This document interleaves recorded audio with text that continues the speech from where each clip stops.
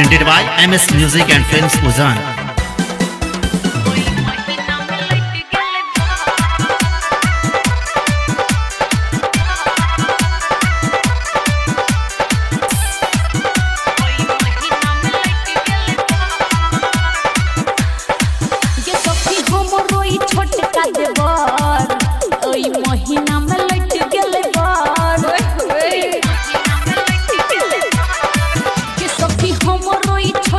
देवर ओई महीना में लट गेले बार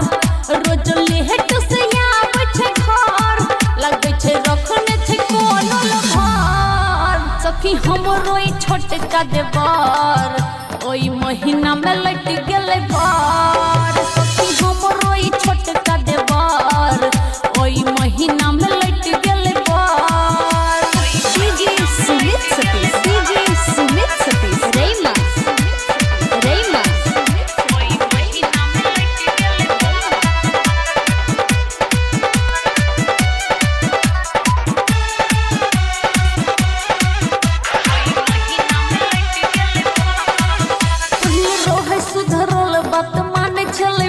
हमरा भौजी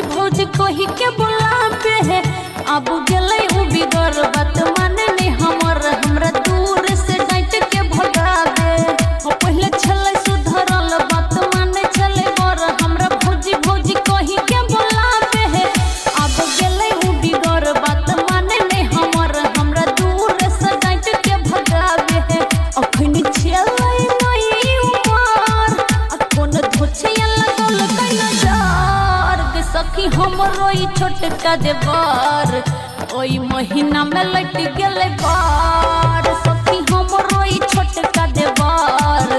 ओई महीना में लट गेले बार DJ Sumit Satish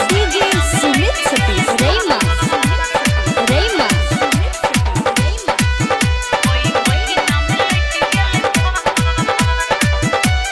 MS Music and Films Uzan.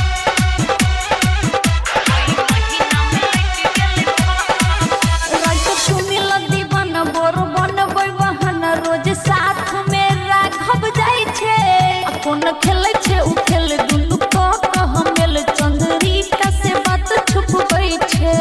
Writer Sunil दीवाना बोर बनबै बहाना रोज साथ में राघव जाय छै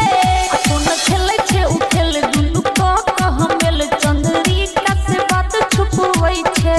हमर बात के नै छै असर अपन भइया से करै छै डर सखी हमरो ई छोटका देवर ओई महीना में लट गेले बार सखी हमरो ई छोटका देवर ओई महीना में लट गेले बार के सखी हमरो ई छोटका देवर